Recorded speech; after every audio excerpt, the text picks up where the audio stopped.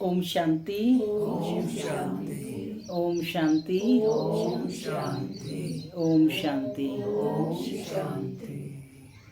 आज 25 जुलाई 2024। आज बाबा ने मीठी मधुर मुरली में बताया है कि संगम युग पर बाप आकर कौन सा वर्षा हम बच्चों को देते हैं। कौन सा वर्षा हम बच्चों को देते हैं? ज्ञान का, सुख, शांति, पवित्रता का। और कौन सा वर्षा बाबा इस समय देते हैं? इस समय जो वर्षा मिलता है तो वह बाबा ने बताया कि बाबा आकर हमारी बुद्धि जो आसुरी बन गई है उसे ईश्वरीय बुद्धि बनाते हैं। साथ ही ये बताया कि ये जो ड्रामा है ये बाजोली का खेल कहलाता है। इसे याद करना है हम सो के साथ, ठीक है ना, कि हम आत्मा ही यह बनते हैं। ठीक है, सुनते हैं आज के डायरेक्ट ईश्वरीय महावाक्य। ओम शांति। बाबा कहते, मीठे बच्चे बाजोली का खेल याद करो। इस खेल में सारे चक्र का, ब्रह्मा और ब्राह्मणों का राज समाया हुआ है। बाजोली का खेल याद करो।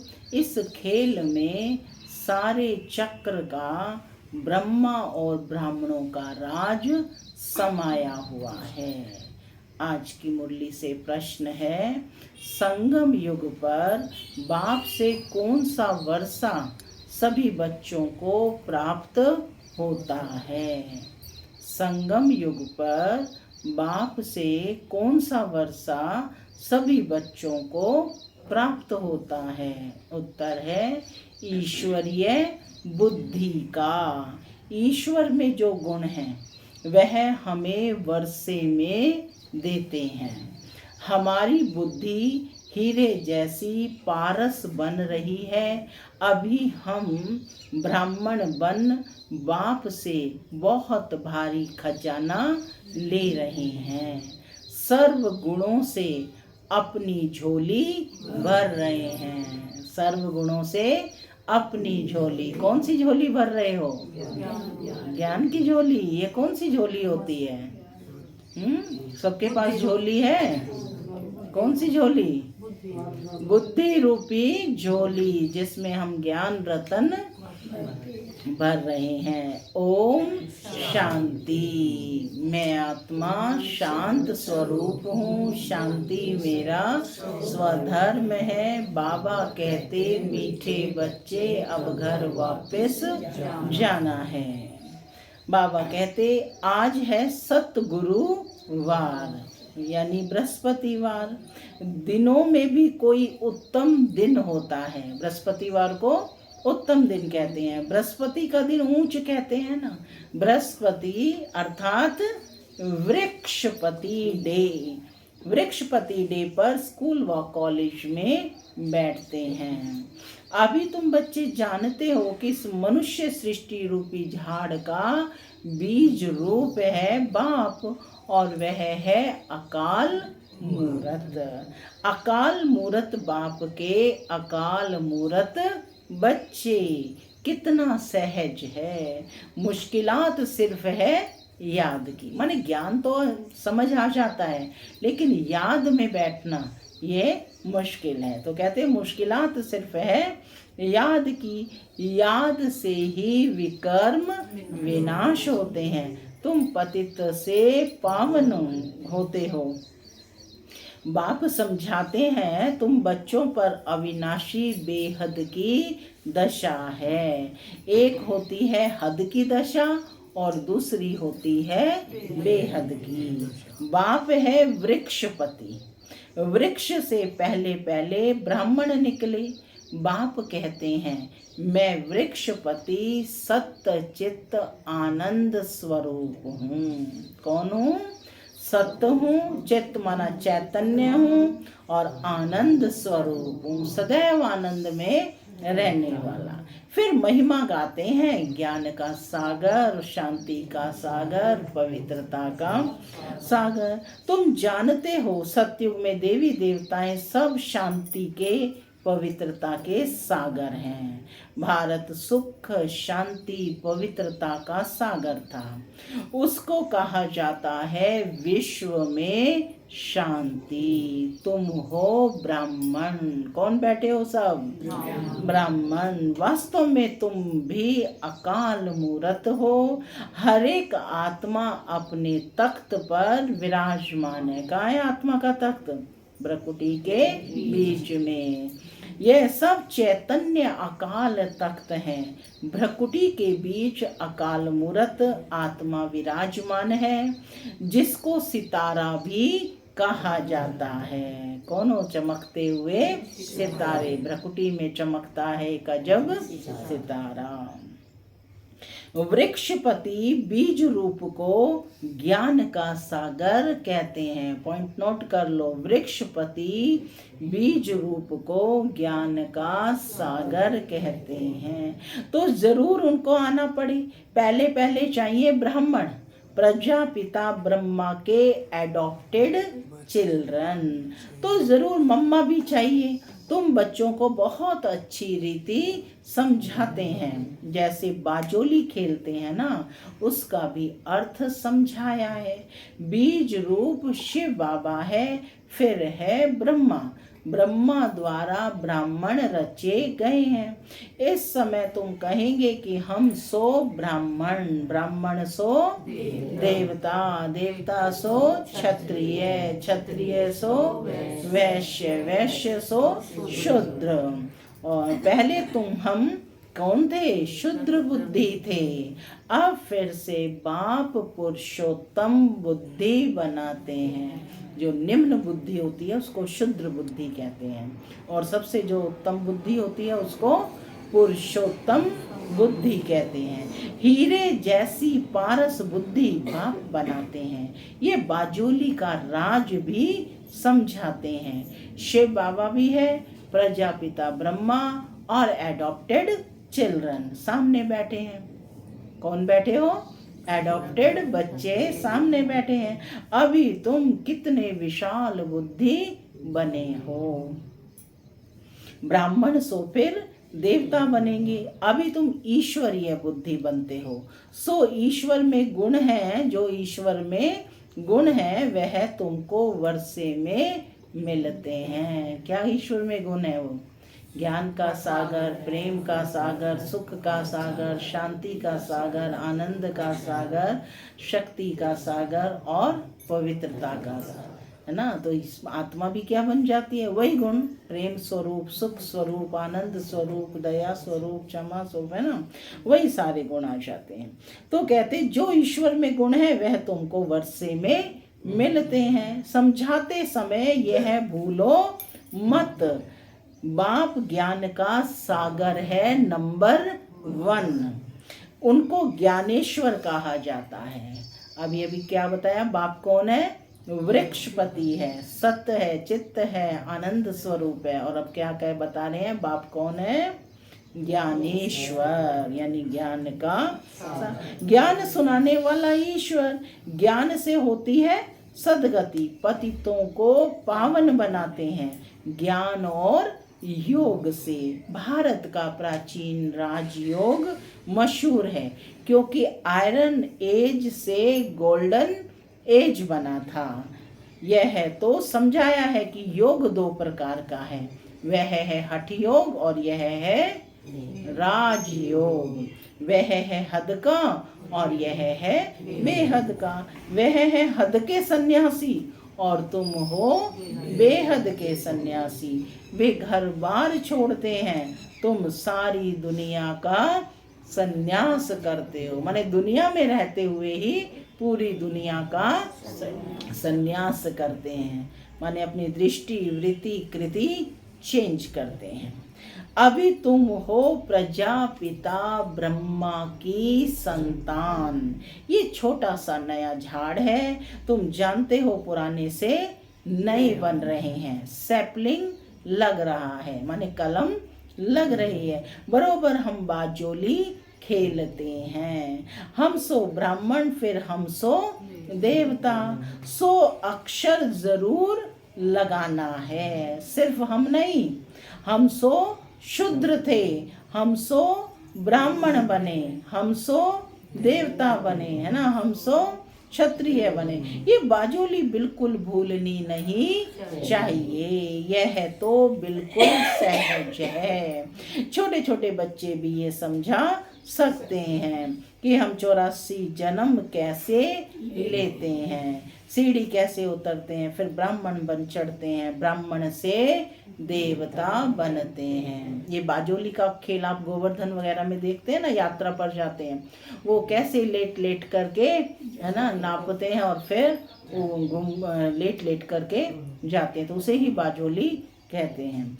अभी ब्राह्मण बन बहुत भारी खजाना ले रहे हैं, झोली भर रहे हैं। ज्ञान सागर कोई शंकर को नहीं कहा जाता है, वह झोली नहीं भरते हैं, यह तो चित्रकारों ने बना दिया है, शंकर की बात नहीं है। ये विष्णु और ब्रह्मा यहाँ के हैं। लक्ष्मी नारायण का युगल रूप ऊपर में दिखाया है, यह है इनका ब्रह्मा का अंतिम जन्म। पहले पहले ये विष्णु था और लास्ट जन्म में ब्रह्मा, फिर 84 जन्मों के बाद यह ब्रह्मा बना है। इनका नाम मैंने, कौन कह रहा है, परम पिता शिव परमात्मा कह रहे हैं कि इनका नाम मैंने ब्रह्मा रखा है। सबका नाम बदल दिया क्योंकि सन्यास किया है ना, शूद्र से ब्राह्मण बने, है ना, ब्रह्मा भी तो ब्राह्मण बने ना, तो नाम बदल लिया। बाप ने बहुत बहुत रमणीक नाम रखे हैं। तो अब तुम समझते हो, देखते हो, वृक्षपति इस रथ में बैठा है, उनका ये अकाल तख्त है, इनका भी है, इस तख्त का वह लोन लेते हैं। उनको अपना तख्त तो मिलता नहीं, कहते हैं मैं इस रथ में विराजमान होता हूँ, पहचान देता हूँ, मैं तुम्हारा बाप हूँ, सिर्फ जन्म मरण में नहीं आता हूँ, तुम आते हो। अगर मैं भी आऊं तो तुमको सतमो प्रधान से सतो प्रधान कौन बनाएंगे, बनाने वाला तो चाहिए ना, इसलिए ही मेरा ऐसा पार्ट है। मुझे बुलाते भी हो, हे पतित पावन आओ। निराकार शिव बाबा को आत्माएं पुकारती हैं क्योंकि आत्माओं को दुख है। भारतवासी आत्माएं खास परमात्मा को बुलाती हैं कि आकर पतितों को पावन बनाओ। कब से पुकार रहे हैं? द्वापर से। सतयुग में तुम बहुत पवित्र सुखी थे, कभी भी पुकारते नहीं थे। तो बाप खुद कहते हैं तुमको सुखी बनाकर मैं फिर वानप्रस्थ में बैठ जाता हूँ, वहां मेरी दरकार ही नहीं, माने स्वर्ग में भगवान को आने की दरकार ही नहीं है। भक्ति मार्ग में मेरा पार्ट है, फिर मेरा पार्ट आधा कल्प नहीं है। यह तो बिल्कुल सहज है, इसमें किसका प्रश्न उठ नहीं सकता। गायन भी है, दुख में सिमरण सब करें, सुख में करे ना कोई। तो सतयुग और त्रेता में कोई दुख नहीं होता, तो इसलिए भगवान को याद भी नहीं करते। द्वापर से दुख आरंभ होता है, कलाएं कम होती जाती हैं आत्मा की, तो आत्मा पुकारना शुरू करती है। इसीलिए गायन है, दुख में सिमरण सब करें। सत्युग त्रेता में भक्ति मार्ग होता ही नहीं, ज्ञान मार्ग भी नहीं कहेंगे, ज्ञान तो मिलता ही है संगम पर, जिससे तुम 21 जन्म प्रारब्ध पाते हो। नंबर वार पास होते हैं, फेल भी होते हैं। तुम्हारी यह युद्ध चल रही है, तुम देखते हो जिस रथ पर बाप विराजमान है वह तो जीत लेते हैं, फिर अनन्य बच्चे भी जीत पा लेते हैं। जैसे कुमार का है, फलानी है, जरूर जीत पाएंगी। बहुतों को आप समान बनाती हैं। तो बच्चों को बाबा कहते ये बुद्धि में रखना है, यह बाजोली का खेल है, ये बाजोली है। छोटे बच्चे भी ये समझ सकते हैं, इसलिए बाबा कहते हैं बच्चों को भी सिखलाओ, उनको भी बाप से वर्षा लेने का हक है। जास्ती बात तो है नहीं, थोड़ा भी इस ज्ञान को जानने से ज्ञान का विनाश नहीं होता है। यानी ज्ञान का एक बार बीज पड़ गया फिर उसका विनाश नहीं होता है, स्वर्ग में तो जरूर आ जाएंगे। तो बाबा कह रहे हैं अपने घर में बच्चे हैं, उन आत्माओं का भी कल्याण करो, उनको भी 2 अक्षर सुनाओ, है ना। तो वो भी किस में आ जाएंगे, स्वर्ग में आ जाएंगे। यानी ज्ञान का एक बार बीज डला तो वो हमेशा रहता है। जैसे क्राइस्ट का स्थापन किया हुआ क्रिश्चियन धर्म कितना बड़ा है, ये देवी देवता तो सबसे पहले और बड़ा धर्म है, और जो 2 युग चलता है तो जरूर इनकी संख्या भी बड़ी होनी चाहिए। परंतु हिंदू कहला दिया है, कहते भी हैं 33 करोड़ देवताएं हैं, फिर हिंदू क्यों कहते हैं? एक तरफ कह रहे हैं 33 करोड़ देवता हैं तो उनकी संतानें कौन होंगी, लेकिन अपने को हिंदू कहते हैं क्योंकि वाम मार्ग में चले गए। माया ने बिल्कुल ही बुद्धि को मार डाला है, तो यह हाल हो गया है। बाप कहते हैं माया को जीतना कोई कठिन बात नहीं है, तुम हर कल्प जीत पाते हो, माने अनेकों बार तुमने जीता है, इसलिए जीतना कोई मुश्किल नहीं है। सेना हो ना, कौन बैठे हो सब, रूहानी सेना है ना। तो बाप मिला है इन विकारों रूपी रावण पर जीत पाने के लिए, जीत पहनाने के लिए। तुम पर अभी बृहस्पति की दशा है, भारत पर ही दशा आती है, अभी सभी पर राहु की दशा है, अन्य सभी जगह पर किसकी दशा है, राहु की। बाप वृक्षपति आते हैं तो जरूर भारत पर बृहस्पति की दशा बैठेगी, इसमें सब कुछ आ जाता है। तुम बच्चे जानते हो हमको निरोगी काया मिलती है, वहां मृत्यु का नाम नहीं होता, अमर लोक है ना। ऐसे नहीं कहेंगे कि फलाना मरा, मरने का नाम नहीं, एक शरीर छोड़ दूसरा ले लेते हैं, शरीर लेने और छोड़ने पर खुशी ही रहती है, गम का नाम नहीं। तुम पर अभी बृहस्पति की दशा है, सब पर तो बृहस्पति की दशा हो ना सके। स्कूल में भी कोई पास होते हैं और कोई ना पास होते हैं, यह भी पाठशाला है। कहाँ बैठे हो सब, तुम कहेंगे कि हम राजयोग सीखते हैं, सिखलाने वाला कौन है, बेहद का बाप। तो कितनी खुशी होनी चाहिए, इसमें और कोई बात नहीं, पवित्रता ही है मुख्य बात, पवित्रता की है मुख्य बात। लिखा हुआ भी है, हे बच्चों देह सहित देह के सब संबंध छोड़ मामेकम याद करो। यह गीता के अक्षर हैं, यह गीता एपिसोड चल रहा है। अब देख रहे हैं 3 दिन से लगातार मुरली में आ रहा है कि यह गीता एपिसोड चल रहा है। समय की पहचान बाबा दे रहे हैं, उसमें भी मनुष्यों ने अगड़म बगड़म कर दिया है। आटे में नमक कुछ है, माने इतनी सच्चाई है, बात कितनी सहज है, जो बच्चा भी समझ जाए, फिर भी भूलते क्यों हो। भक्ति मार्ग में भी कहते हैं बाबा आप आएंगे तो हम आपके ही बनेंगे, दूसरा ना कोई, हम आपके बन आपसे पूरा वर्षा लेंगे। बाप का बनते ही है वर्षा लेने के लिए। क्या वर्षा मिलता है, हाँ, सुख शांति पवित्रता और संपन्नता का वर्षा बाबा से मिलता है। एडॉप्ट होते हैं, जानते हैं बाप से हमको क्या मिलेगा। तुम भी एडॉप्ट हुए हो, सब कौन बैठे हो, एडॉप्टेड चिल्ड्रन, है ना। जानते हो हम बाप से विश्व की बादशाही बेहद का वर्षा लेंगे और कोई में ममत्व नहीं रखेंगे। समझो कोई का लौकिक बाप भी है उनके पास क्या होगा, उन करके लाख डेढ़ होगा। यह बेहद का बाप तुमको बेहद का वर्षा देते हैं। तुम बच्चे आधा कल्प झूठी कथाएं सुनते आए हो, अब सच्ची कथा बाप से सुनते हो। कौन कौन सी कथा?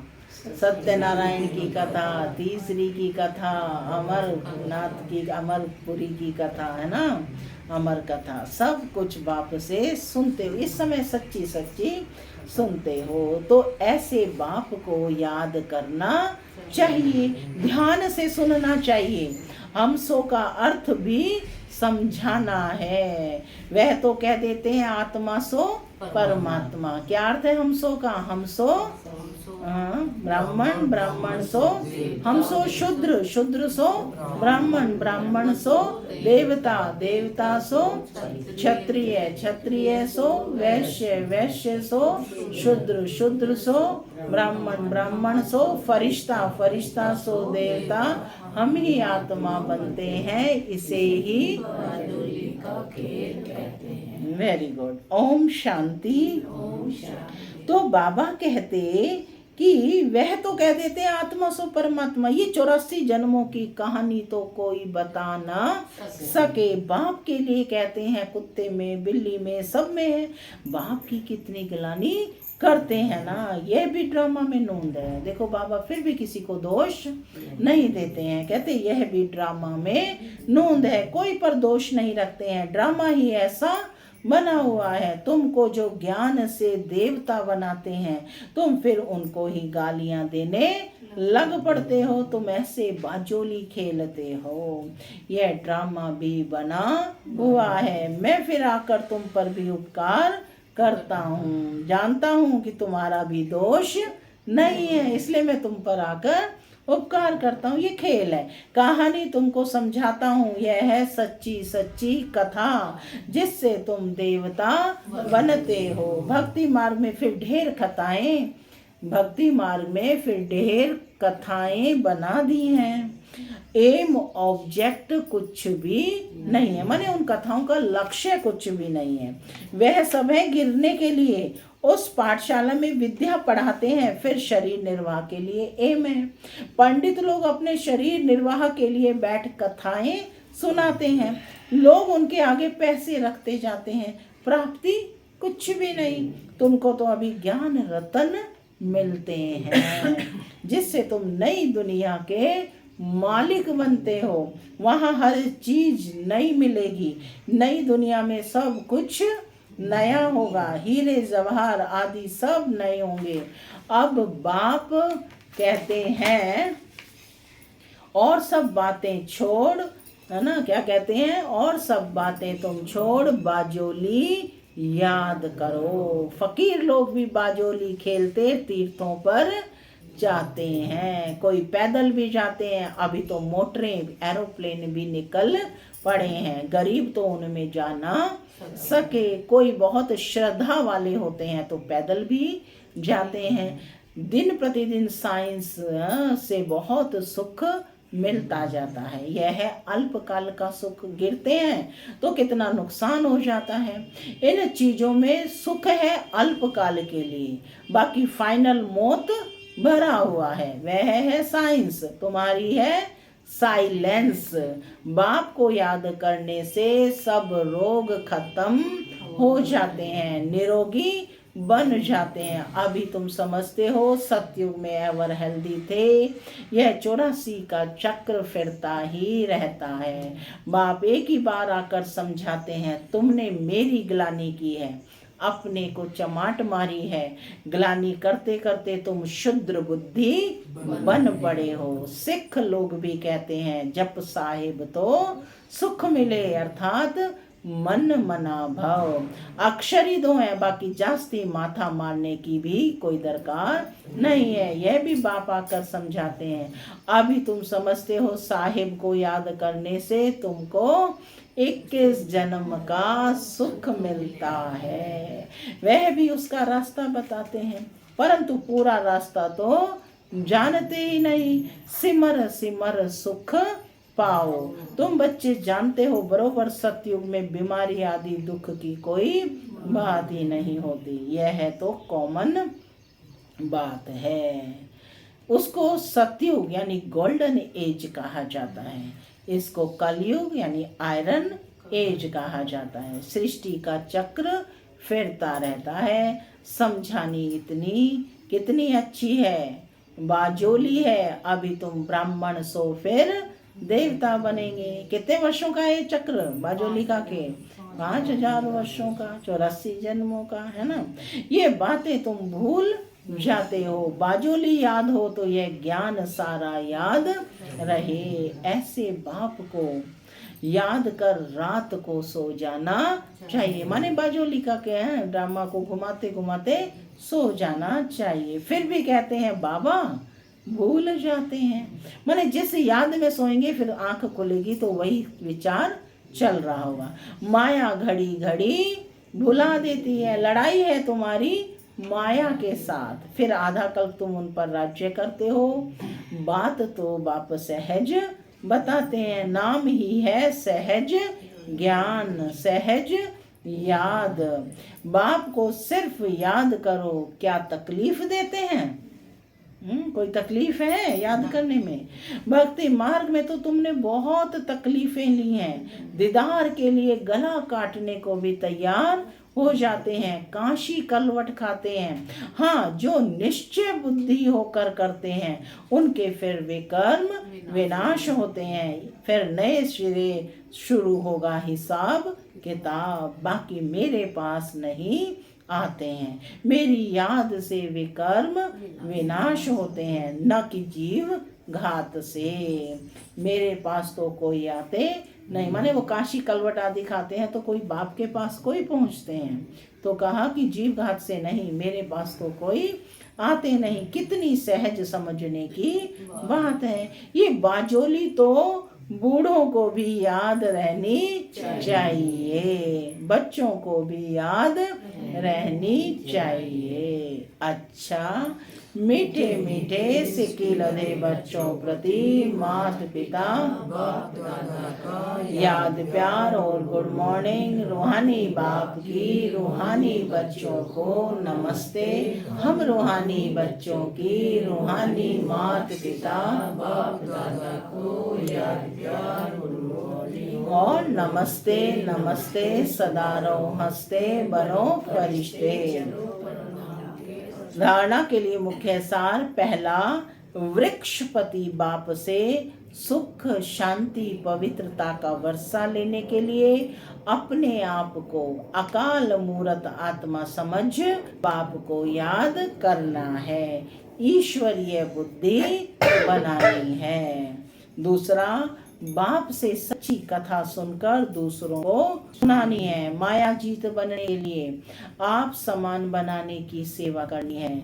बुद्धि में रहे हम कल्प कल्प के विजयी हैं, बाप हमारे साथ है। आज का वरदान है, निर्बल से बलवान बन, निर्बल से बलवान बन, असंभव को संभव करने वाली हिम्मतवान आत्मा भव।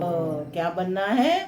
हिम्मतवान आत्मा, संभव को भी संभव करने वाली हिम्मतवान आत्मा भव। हिम्मते बच्चे मद दे बाप। इस वरदान के आधार पर हिम्मत का पहला दृढ़ संकल्प किया कि हमें पवित्र बनना ही है, और बाप ने पदम गुणा मदद दी कि आप आत्माएं अनादि आदि पवित्र हो, अनेक बार पवित्र बनी हो और बनती रहेंगी।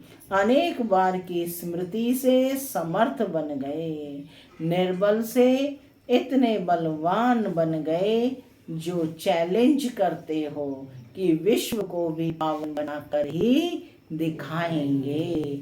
जिसको ऋषि मुनि महान आत्माएं समझती हैं कि प्रवृत्ति में रहते पवित्र रहना मुश्किल है, उसको आप अति सहज कहते हो। स्लोगन है, दृढ़ संकल्प करना ही व्रत लेना है, दृढ़ संकल्प करना ही व्रत लेना है। सच्चे भक्त कभी व्रत को तोड़ते नहीं हैं, सच्चे भक्त कभी व्रत को तोड़ते नहीं हैं। ओम शांति, ओम शांति।